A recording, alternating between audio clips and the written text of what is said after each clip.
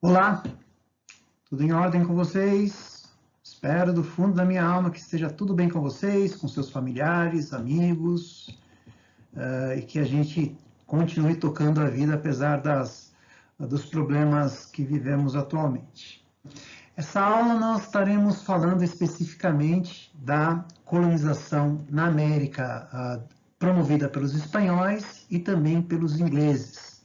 Nós já falamos sobre a colonização promovida pelos portugueses, que ainda terá continuidade em outras videoaulas, e também na aula passada nós tratamos, né, da invasão e destruição das populações chamadas de pré-colombianas, né, a destruição e invasão promovidas pelos espanhóis sobre os incas, os astecas, né, a destruição das comunidades indígenas, né, aqui no Brasil por Portugal. Quando a gente fala de colonização espanhola, colonização inglesa, não significa dizer que apenas esses dois países, junto com Portugal, exploraram a América.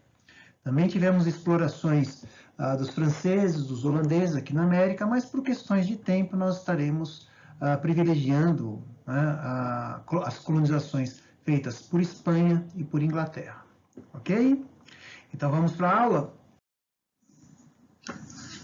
O início efetivo da colonização espanhola na América foi a partir de 1492, quando aqui chega o genovês Cristóvão Colombo.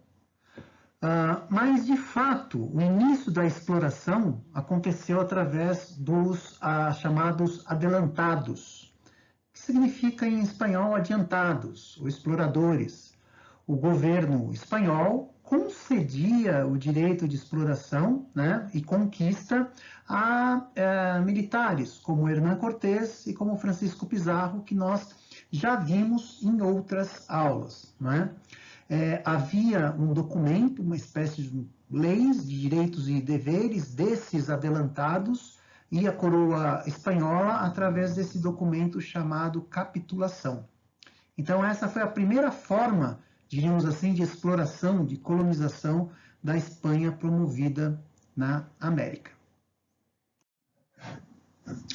O sistema de adelantados, o sistema inicial adotado pela Espanha para a exploração aqui na América, não deu certo. Havia muitas denúncias de que esses exploradores, né, abusavam, né, com muita violência das populações indígenas, e também a coroa espanhola não tinha controle efetivo sobre aquilo que os adelantados promoviam de exploração aqui na América. Então não deu certo. E foi por isso, então, que a coroa cria um novo sistema de administração.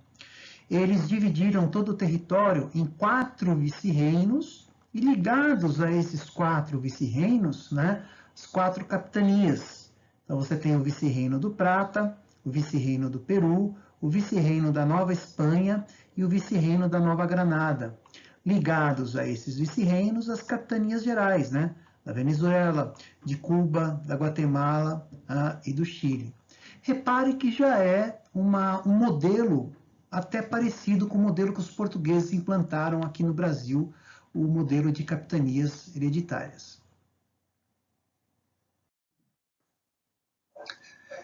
E junto a esse modelo de administração, os espanhóis criaram também estruturas ou instituições, né, para regulamentar e fiscalizar a exploração das colônias aqui na América. Então, eles criaram as casas de contratação, o próprio nome já fala, né?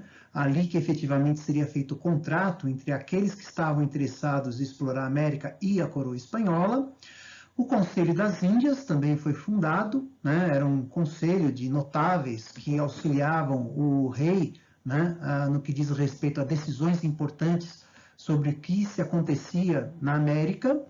A Real Audiência, né, que isso já era um órgão da América, nas colônias americanas, que teria um papel de judiciário, né, de julgar os delitos, os crimes cometidos, né, na América, nas colônias americanas, e os cabildos, que era o poder local, era uma espécie de câmara municipal, né, aqui na América implantada para tomar as decisões mais urgentes e imediatas. Importante lembrar que dos órgãos mais importantes, como a Casa de Contratação, tinha sede em Sevilha, né, e também, depois, um pouco mais tarde, em Cádiz, ok? E o que os espanhóis exploraram em termos econômicos na América, né? Bom, eles desenvolveram, como vocês veem na imagem, eles desenvolveram atividades agrícolas, né? E principalmente exploraram muitos metais preciosos, ouro, prata, cobre, entre outros, né? Para isso, eles usaram dois modelos de trabalho. Enquanto que no Brasil o modelo de trabalho era o modelo escravo, né? Primeiro indígena e depois africano, os espanhóis usaram dois modelos, não exatamente escravos, a gente já vai falar sobre isso. O primeiro modelo é chamado encomienda, e o segundo modelo, um modelo que já existia entre os incas, que era o modelo de mita. A encomenda era dada a um espanhol, o direito de explorar populações indígenas, né, para trabalhar para ele. Em troca, ele tinha que dar catequização, proteção militar. A mita, o espanhol recebia o direito de simplesmente obrigar comunidades indígenas a trabalhar para ele, né, e ele pagando um salário irrisório, muito pequeno. Ele pegava os índios, né, de determinadas comunidades, levava, né, a força para trabalhar para ele, e principalmente, como a gente vê aqui na imagem, era um trabalho exercido, quer dizer, a mita era um tipo de trabalho exercido principalmente, né, nas minas, ok? Com essa estrutura econômica, estrutura administrativa montada na América, logo nós tivemos também, né, as divisões sociais, né, estabelecidas, porque vai se constituir aqui uma população de aproximadamente 20 milhões de pessoas, né? Então, dentro dessa pirâmide social, nós temos uma elite representada pelo clero, pessoas ligadas à igreja, e os chapetones. Chapetones eram os espanhóis que moravam aqui na América, eles ocupavam os principais cargos determinados pela coroa espanhola. Vice-reis eram chapetones, os governadores eram chapetones. Abaixo nós tínhamos os crioulos, ou criollos, como queiram, né? Que eram os filhos dos chapetones, mas nascidos aqui na América. Ocupavam cargos importantes, principalmente nas câmaras municipais, que eram os chamados cabildos, né? Uma população maior abaixo dos crioulos eram os mestiços, que eram filhos de índias com esses chapetones ou esses criollos, né? Ocupavam cargos médios aí, né? Como capatazes, né? Como artesãos dentro dessa sociedade colonial espanhola.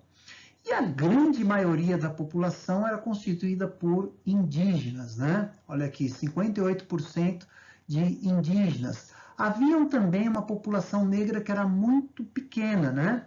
Mas a grande parte da população era a população dominada que já havia aqui na América antes da chegada dos espanhóis. E começando a falar sobre a colonização inglesa na América, repare, você percebe aqui o mapa dos Estados Unidos. A colonização inglesa iniciou-se com povoados que depois tornaram-se em colônias, as famosas 13 colônias implantadas aqui na região, na costa leste, né, do atual país, do atual Estados Unidos. E, efetivamente, essa colonização começa com a rainha Elizabeth I, a rainha da dinastia dos Tudor, filha do Henrique VIII, né, que promoveu a reforma protestante na Inglaterra, né? E ela, no início da exploração da América, ela se aliou a piratas, que eram chamados de corsários, porque eles faziam acordos com a coroa inglesa para roubar os galeões. Galeão é o nome que se dava aos navios usados pelos espanhóis para transportar metais preciosos da América para a Europa. Então, dessa maneira que começou a exploração inglesa sobre a América do Norte. Importante lembrar, que isso se torna um mercado lucrativo, extremamente lucrativo para os ingleses, especialmente quando eles dominam, né, o comércio de escravos da África para a América. Tem tanta importância a Rainha Elizabeth no início da colonização que você veja, né? Walter Raleigh foi quem organizou, né, as primeiras expedições no século XVI até a América, e lá ele funda a primeira colônia que ele denominou de Virgínia, que era uma homenagem à Rainha Elizabeth, que era conhecida na época como a Rainha Virgem, né? Daí essa denominação. Como esse momento na Europa era um momento de muitas perseguições religiosas, muitas pessoas que vieram para a América vinham fugindo dessas perseguições religiosas, né? Fundaram comunidades nessas colônias, comunidades inteiras organizadas pelos protestantes que fugiam das perseguições impostas pelos católicos, né? Fundaram companhias de comércio e os primeiros grupos chamados de peregrinos, né, os pais peregrinos chegaram na região e fundaram a região de Plymouth em 1620. Apenas para facilitar o entendimento, essas 13 colônias foram divididas em 3 grandes grupos, né? As colônias do norte, as colônias do centro e as colônias do sul. E especificamente nas colônias do norte e do centro, implantou-se ali um modelo de colonização diferente do que foi implantado aqui no Brasil e na Espanha, né, das colônias exploradas pelos espanhóis aqui na América, né? Aqui, tanto aqui, portugueses como as colônias espanholas, nós tivemos um modelo chamado de colônia de exploração. Essas colônias inglesas do norte e do centro eram colônias de povoamento. Bom, e qual é a diferença? Nas colônias de povoamento não tem, né, nós não tivemos trabalho escravo, era um trabalho chamado de assalariado. Houve o desenvolvimento de uma economia mais diversificada, né? Eram várias culturas plantadas, né? Desenvolvidas, agricultura, havia também atividade ligada à pesca, criação de animais e atividade manufatureira, né? Então, criou-se, fomentou-se um interessante mercado interno, né? E essas colônias, elas desfrutavam de uma liberdade um pouco maior em relação à metrópole inglesa. Bem, e nas colônias do sul, as colônias de Virgínia, Maryland, Carolina do Norte, Geórgia, já eram colônias com características econômicas muito semelhantes às características que nós tivemos aqui no Brasil. Ou seja, as colônias do sul, lá das 13 colônias, eram colônias de exploração.